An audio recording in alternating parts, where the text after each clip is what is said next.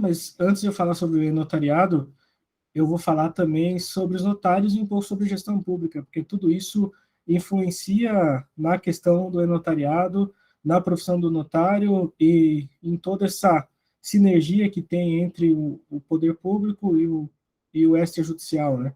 Eu vou fazer uma apresentação aqui, deixa eu iniciar a apresentação. Vamos ver se eu consigo aqui iniciar. Só um minutinho.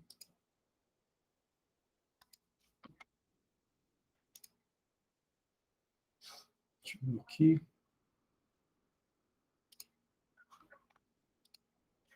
Acho que é esse aqui. Vamos ver se...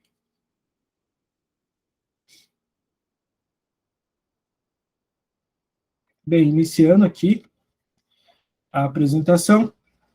Meu nome é João Paulo Sequim da Silva, sou tabelião de notas aqui de Mangueirinha, Paraná.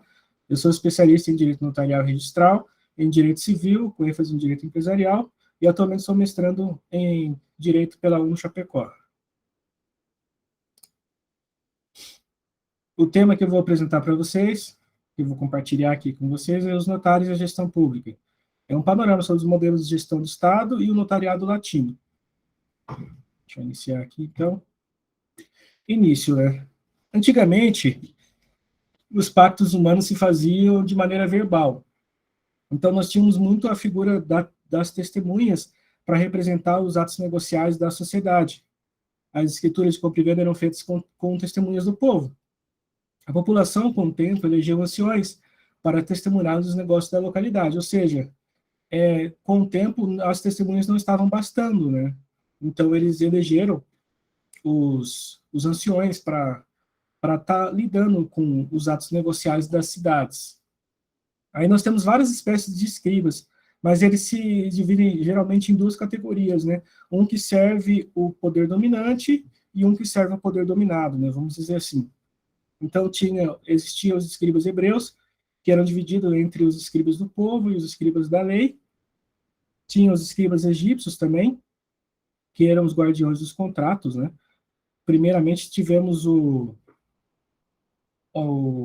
exercício com o faraó, né? E depois o povo entrou em cena por meio dos papiros, né? Se faziam os contratos, né? E os egípcios, né? Os escribas egípcios intermediaram esses negócios, né?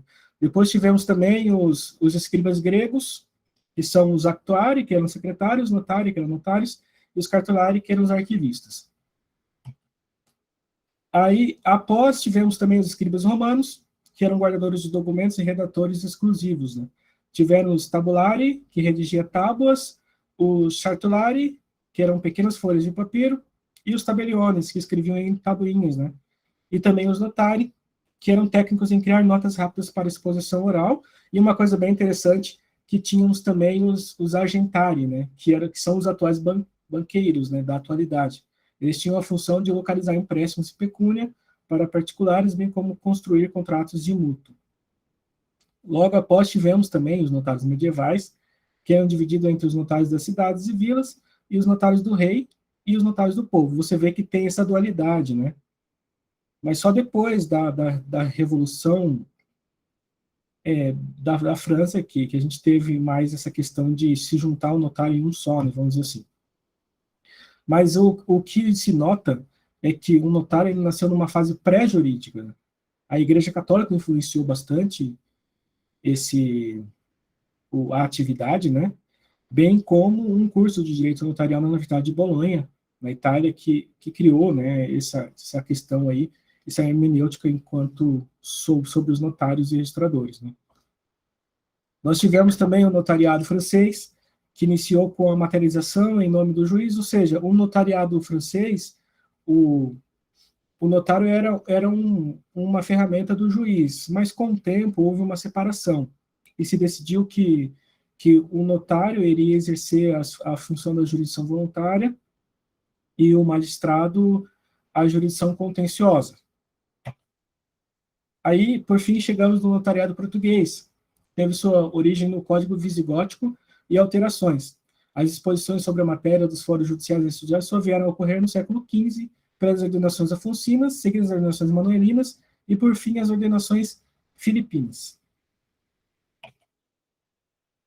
E o que... Depois eu vou falar um pouco sobre o notariado brasileiro, né? Mas isso daqui só foi uma explanação básica sobre os notariados do mundo, né? Para vocês entenderem toda essa concretização até a era digital, né? Agora eu vou falar sobre a gestão do Estado, porque isso é importante também para o notariado e para a sociedade civil como um todo, né?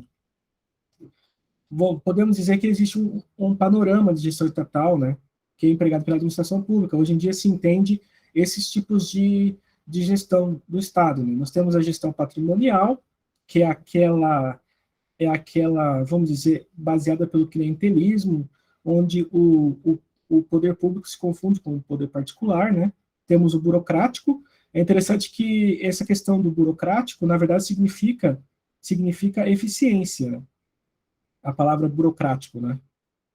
O gerencial, que é o que mais se destacou aí na sociedade, e a gestão social e o Estado digital, que é o que tá em tela, né? O Estado da gestão digital, né? É o futuro, né? É o que traz os algoritmos, é o que traz a inteligência artificial, é o que traz a questão do blockchain, é o que traz a questão do e-notariado. O Estado digital é o futuro mesmo não só da nação, como do mundo, né? Estamos nos digitalizando, né? Vamos dizer assim. Viu, João? Até Oi. nesse quesito, né, hoje a gente já vê uma mudança do próprio certificado digital. Vamos pegar Sim. nós aqui na prática, que nós já temos o nosso que peticiona, assina documentos, sem a necessidade de um reconhecimento. Então, eu acho que o próprio cartório, né, nessa tua atuada, ele já está mudando também como atuar, como auxiliar o Estado, né?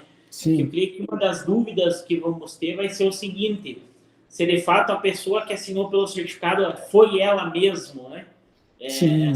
Então, talvez é um dos desafios atuais, né? Sim. Uma coisa interessante para se colocar é que no século passado teve uns casos, só para vocês terem uma ideia, né, que o magistrado, ele fazia sentença à mão, era escrita à mão, estava na legislação e tinha que ser assim. Aí teve um magistrado em Minas Gerais que fez uma sentença por máquina de escrever. Ele fez a sentença por meio datilográfico, né? Aí o que ocorreu? O tribunal anulou a sentença. Você acredita? Eles mencionaram que tinha que ser escrita à mão a sentença, não podia ser feito por meio de datilografia. Mas e hoje, em contrapartida, hoje o CNJ exige que para você ter acesso ao judiciário, ao poder judiciário, tem que ser necessariamente por meio digital, para você ver como que de 100 anos mudou tanto, né, essa questão.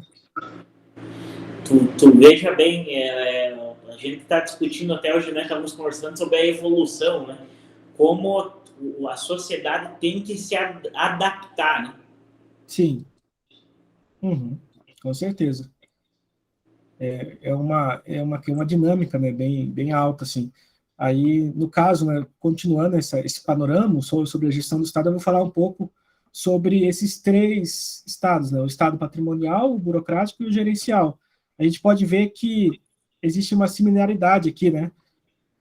O Estado patrimonial tem a ver com a sociedade mercantil senhorial, que é uma política oligárquica, né?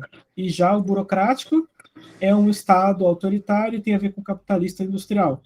Já o gerencial já foi feito em bases democráticos e tem a ver com uma geração, uma sociedade pós-industrial, vamos dizer assim, né? Mas, na verdade, não seria uma pós-industrial, é que nós somos a única sociedade, os únicos seres humanos que estamos vivenciando duas revoluções, né? A gente está vendo a revolução 4.0 e a 5.0, né? Então são muitas informações, né, que essa questão aí está nos trazendo, né? Mas retornando aqui, né? O Estado patrimonial, ele é formado pela elite política letrada e conservadora, que exerce o poder de forma autoritária ou oligárquica, né? Nesse caso aqui, a res pública, como eu havia mencionado, ela se destina ao soberano administrador do patrimônio público, como sendo sua propriedade pessoal, e não da coletividade, né? Então, há um caso de pessoalidade aqui, né? Inexistência de preocupação com a eficiência da máquina estatal. nós vemos uma sociedade voltada pelo mundo do clientelismo, né? Distribuição de empregos públicos para a permanência da classe dominante. Aí eu vou falar um comentário bem interessante, né? Que o notariado brasileiro, né, surgiu, assim, o primeiro ato notarial, o primeiro ato notarial do Brasil foi através desse texto aqui, né, Pero Vaz de Caminho. A prática, tem até uma menção aqui, né, a prática do primeiro ato notarial no Brasil atribuiu-se a Pero Vaz de Caminha, escrivão da armada de Pedro Álvares Cabral. Por acaso, se encontrava na nau capitania da armada do Cabral, porque havia sido nomeado em 1500 escrivão de feitoria de Calicut, na Índia. A Carta de Pero Vaz de Caminho é o primeiro documento escrito da história do Brasil, e foi redigida a Dom Manuel. A carta vem datada de 1º de maio de 1500, sendo um local Porto Seguro, e se encontrava no Arquivo Nacional da Torre do Tombo, em Lisboa, e por ter caráter descritivo, é tida com natureza de ata notarial. Foi o primeiro ato, assim, vamos dizer, que foi feito nas terras do Brasil. Ele fez a constatação. Ele que fez a constatação aí das terras, né? E como que o notário surgiu no Brasil mesmo, né, essencialmente, né? Através de uma carta de poder. Aqui explica bem a questão das Seis Marias, né? A atuação no Brasil tem início quando Dom João III divide as terras brasileiras em faixas, que partiam do litoral até a linha imaginária do Tratado de Tordesilhas. Essas enormes faixas de terras, conhecidas como capitanias hereditárias, foram doadas para os nobres e para as pessoas de confiança do rei, denominados donatários. Eles se administravam, colonizavam e protegiam, desenvolviam a região, né? Bem como escolhiam e nomeavam os tabeliões por meio de cartas de poder. Aí aqui está um exemplo de uma carta de poder que foi escrita, né, no início, né, do tabelionato, né. Por isso, a minha carta de poder ao dito Martim Afonso, para que ele possa criar e fazer 2 tabeliões que sirvam de notas de judicial, que logo daqui, com eles vão na dita armada, os quais serão tais pessoas que o bem saibam fazer, ou que para isso sejam aptos, aos quais dará suas cartas com o traslado para minha firmeza. E esses tabeliões que assim fizerem deixarão seus sinais públicos. Você vê, né, que aqui já inicia essa questão do tabelionato, né? Bem interessante, né? Já está instituído a função aqui no Brasil do tabelião. Sim, é aí que inicia a função do tabelionato aqui no Brasil. Nós podemos dizer que o Brasil também era regido pelo Além-Mar, né? Eram as normas Além-Mar de Portugal que regiam aqui a normativa do Brasil. Aí nós temos aqui também o Estado burocrático, que é um Estado onde se pregava a máxima eficiência. Ele durou pouco tempo, mas assim, no meu entender, eu acho que ele vai voltar. Porque com o Estado digital, as coisas vão se facilitando mais, né? Aí a probabilidade dele voltar é maior. O Estado digital ocorre a concentração administrativa, então os órgãos, a sociedade se divide em órgãos, né? Não há uma descentralização, e sim uma concentração de poder, e essa concentração é criada no Ministério. Há exemplo, o Ministério da Saúde, aí tem a Secretaria de Saúde, ou seja, o Brasil se rege através dessas articulações, né, do poder. Na prática, temos a separação, né, entre o planejamento e a execução, né? É bem interessante, né? Nós, como federados, né, me parece que sempre que haver uma concentração e no ente federal ainda, não temos essa descentralização, né? Que, na minha opinião, seria melhor. Sim, descentralizado. Um Estado descentralizado é mais eficaz, com certeza. Tanto é que foi criado em 1995, né? Aí tivemos aqui o Estado burocrático e depois iniciamos o Estado gerencial, que é a administração gerencial das leis, fica alterada a produção de políticas públicas, especialmente aquelas voltadas à busca de desenvolvimento, né? Ocorre a conexão, a globalização, né? Que é a conexão entre estados, né? A gente vê essa figura da globalização bem emergente, né? Aqui tem algumas questões políticas, né? E ocorre também o fenômeno da descentralização, né? Que é criado autarquias, delegações, licitações. O Brasil começa a perceber que ele sozinho não consegue fazer acontecer, né, movimentar a máquina estatal, né, necessita mesmo de particulares ajudando, né, nessa feitura, né. E aqui é interessante também que se cria também a Lei 8.935, que é a que rege os notários e registradores, né. Ela dispõe sobre os serviços notariais e registrais.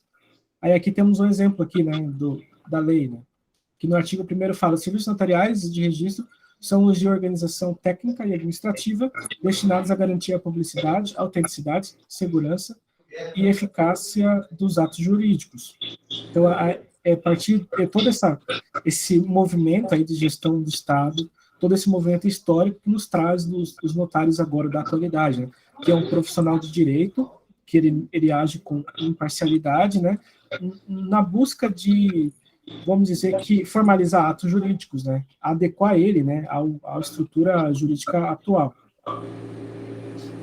E com tudo isso, né, se nasce então o Estado digital, que é baseado na sociedade da informação, na sociedade do conhecimento, né, nesse momento o imperativo tecnológico, né, a figura o que ocorre, né, o mundo tecnológico, ele é por certa vez assim meio obscuro. Por que eu falo isso? Porque os algoritmos, a gente não tem esse controle. Quem vai fazer isso vai ser um programador. Então, esses vieses, né, vão se acabando também, né. A exemplo, nós temos Victor, que é um programa de computador do STF, né, e ele é feito para separar, né, essa questão se é ou não um recurso extraordinário, né, toda essa questão, né, ele procura por meio de palavras-chave, né, para ver se tem mesmo uma matéria constitucional envolvida na peça, né. Ou seja, a primeiro momento nós estamos vendo a tecnologia, eles estão, na verdade, liberando a tecnologia para questões de meio, né. A gente está tentando lidar com a tecnologia com esse grau de investimento, né? Vamos supor, só um meio, né?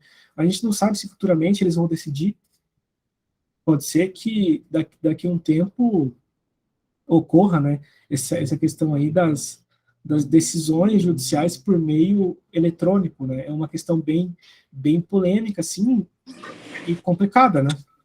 A gente já observou, não sei se tu sabe, que os Estados Unidos, alguns estados liberaram lá a inteligência artificial para dar definições de casos. Por exemplo, para você peticionar, tu pode utilizar lá o próprio banco de dados, né? Então, assim, já é uma coisa que já está em discussão, né? Como tu falou, mas ainda como uma atividade de meio, mas está caminhando para uma atividade de fim. Sim. Contudo, eu não acredito. Eu acho que tem que ser como um auxiliar, né? Que vamos ficar como tendo aquela ferramenta auxiliadora, mas não de decisão pela questão mais... geralmente, os casos eles são mais emotivos do que propriamente dito técnicos, né? Então, acredito assim que a própria decisão ela não é única e exclusivamente técnica, né? Ela tem um fiel de emoção por trás e que sempre vai fazer necessário o magistrado físico, o tabelião físico, né? Então, assim, pode observar, a pandemia trouxe alguma coisa disso, né, João? Pode observar, a gente, em que pese ter evoluído muito nas questões de ferramenta tecnológica, a gente necessita ainda desse contato presencial, né? Sim, com certeza. O contato presencial é muito interessante, né? Até que, quando eu advogava, há uns anos atrás, eu participei de um plenário no Tribunal de Justiça lá do Estado de São Paulo, e eu comentei com o desembargador, né, essa questão, né, que um receio que a gente tem, né, que eu tinha no caso, né, é que com o mundo digital, né, com essas audiências online e tudo, a questão pessoal vai se acabar, né, esse viés emotivo, esse viés pessoal vai com o tempo se diluir, né, e isso é muito grave, né, mas é uma característica do futuro, né, a gente não pode negar que o futuro, ele traz coisas boas e ruins, né, essa aqui é, mas com o tempo, com a imersão tecnológica, com a realidade aumentada, eu creio que essa questão aí, essa divisão entre a tela do computador e a pessoa vai diminuir. Nós vamos sentir nós vamos ver ainda, né, na sociedade, né? Mas voltando aqui com a questão do Estado digital, eu trouxe aqui o provimento que é a base do notariado hoje em dia, né? E uma das considerações desse provimento foi o coronavírus, né?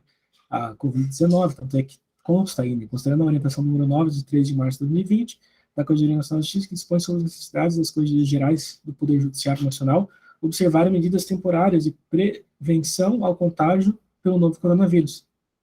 Então, a gente vê aí, o e-notariado no Brasil surgiu, ele foi impulsionado, ele já ia existir, na verdade, já estava sendo estudado, mas ia ser uma coisa mais lenta, né? Mas a Covid-19 trouxe essa urgência, né, da necessidade da gente ter essa, vamos dizer que, interação virtual, né? Então, por esta forma, surgiu, né, o provimento número 100, que dispõe sobre a prática de atos notariais eletrônicos, utilizando o sistema e-notariado e cria a matrícula notarial eletrônica, e dá outras providências também. Seria isso. Alguém levantou a mão? A Bruna?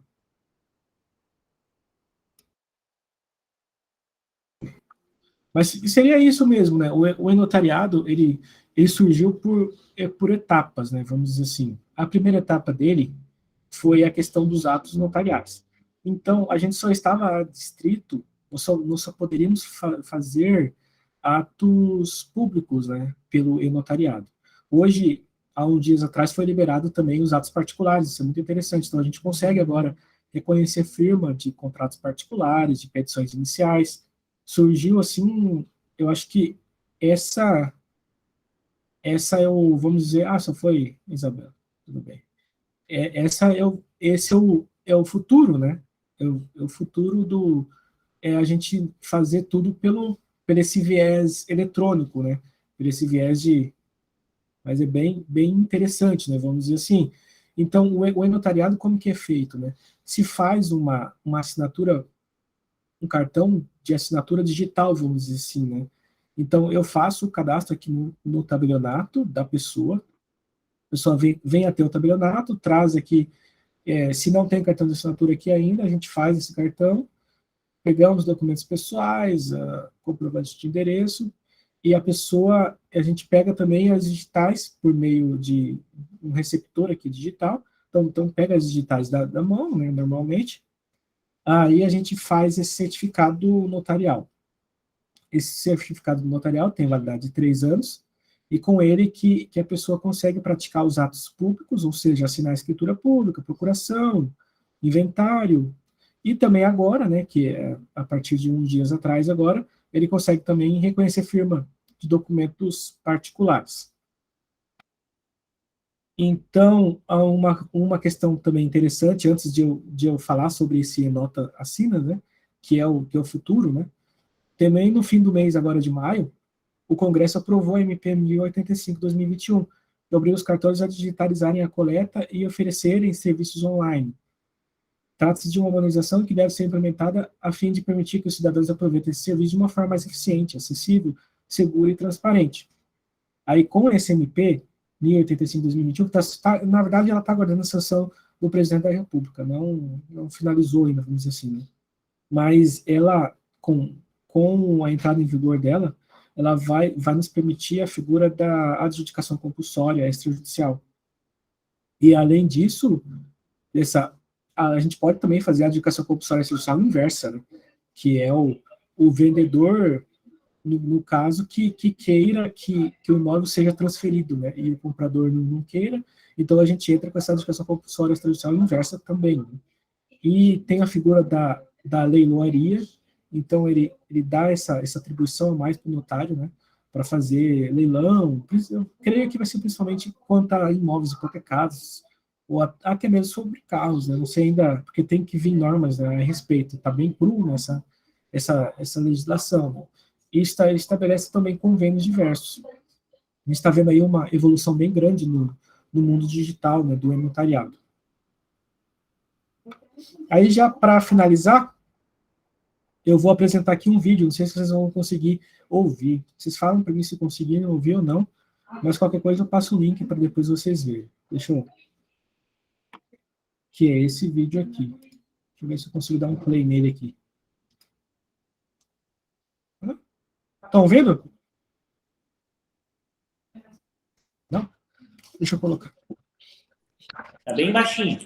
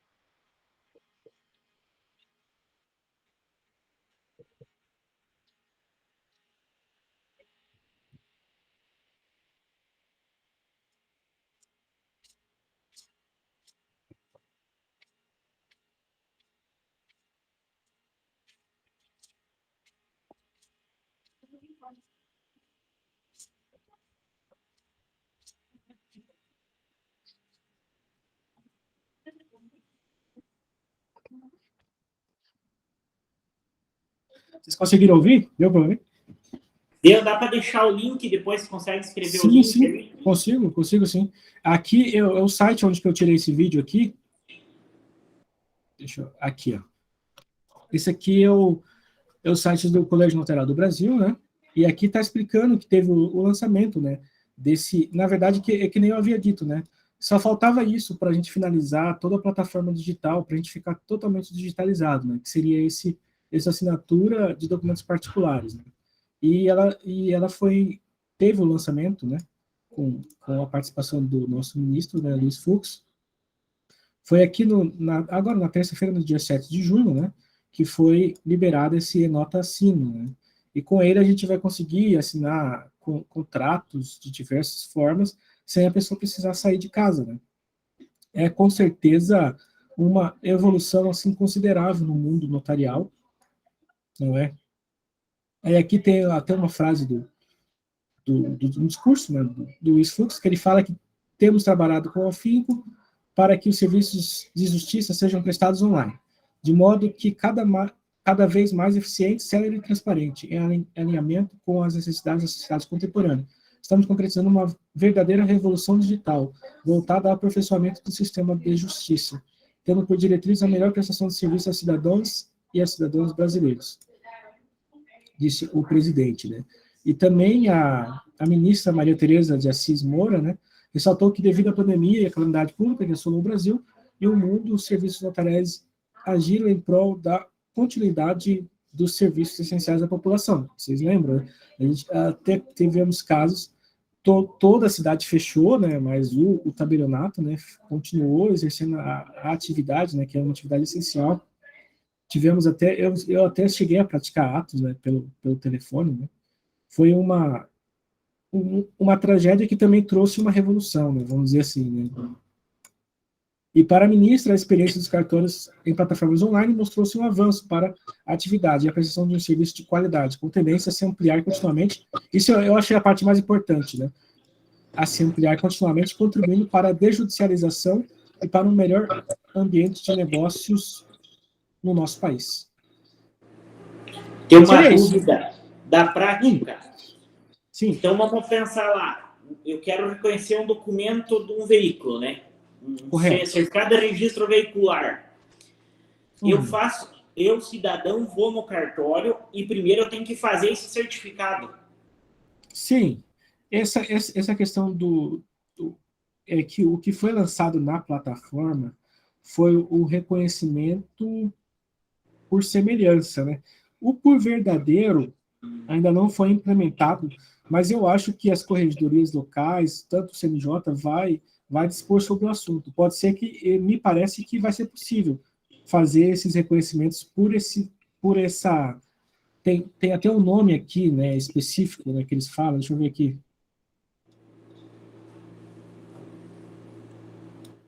A Gisele fala aqui. Então, por exemplo, procuração ainda não pode fazer. Essa aqui, RAE, que fala, né? Reconhecimento de assinatura eletrônico, né? Esse RAE aí, que seria a plataforma, né? Que pode ser que seja feito. Eu creio que vai ser feito. Vai ser, porque, na verdade, essa instrumentalização, essa ferramenta que é o reconhecimento de firma, ela evolui, né? Ela possui traços de evolução, e hoje em dia a sociedade civil tem capacidade, né, de reconhecer uma firma sem necessariamente estar aqui no cartório, né? Eu acho que é um fato assim que vai ocorrer. Eu tenho total convicção nisso, né? Que isso vai acontecer, porque é o futuro, né? Vamos dizer assim. Sem dúvidas. E até será desculpa. Será até uma ferramenta que vai auxiliar todo mundo, até mesmo vocês, porque muitas vezes o pessoal de fora, que às vezes tem dificuldade de vir até a cidade para assinar com documentos, vai facilitar bastante até a adaptação, né? Sim, com certeza. Eu tenho casos de pessoas que assinaram, que estão na Itália, já peguei assinaturas em Londres, e também no Mato Grosso, ou seja, né, é uma ferramenta que veio mesmo para ficar, e é o futuro, né? Vamos dizer assim. Então, se a pessoa ele só precisa ir uma vez no cartório e fazer esse cartão que vai valer por 3 anos. Ele não necessita voltar lá para o ato. Não necessita. E também a gente está implementando aqui para a gente fazer online também esse cadastro. Às vezes a pessoa nem vai precisar vir no cartório, né? Ela vai solicitar, eu vou receber uma notificação aqui e a gente vai fazer essa assinatura por acesso remoto, né? Por videoconferência. Também imagine, né? Já está válido isso. Já está válido. Não temos ainda disposições, né, dos provimentos, né? Foi só o CNJ com base no provimento 100 que lançou, né? Tanto é que eles fomentaram isso, né? Mas eu acho que eles, com o passar do tempo, vão dar mais disposições sobre o assunto, para a gente entender mais, né? A gente precisa dessas orientações normativas, né? Mas já está em vigor, vamos dizer assim. Certo. Então, por esse mecanismo lá, já pode servir por verdadeira procuração, inventário, esse outro mecanismo e não pelo e-notariado? Sim, por enquanto, por semelhança, né? Por enquanto a gente está fazendo, por enquanto é por semelhança. Não, a gente está fazendo esse reconhecimento por semelhança.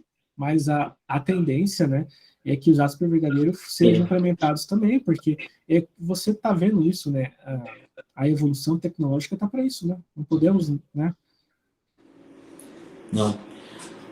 Mas eu, da minha parte, seria isso. Tem mais alguém que queira ter alguma dúvida aí para nós aproveitar? O João?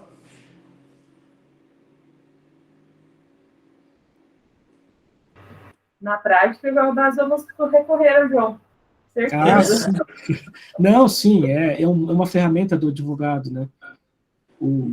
Principalmente essa questão online facilita muito, né, a nossa interação e também para a prática dos atos, né? Com certeza é o futuro, né? A gente está entrando nesse futuro, né? Eu sempre busquei assim, ser pioneiro nessas tecnologias, porque eu acho importante a cidade, né, ter essas tecnologias, né? Com certeza é um fator muito importante.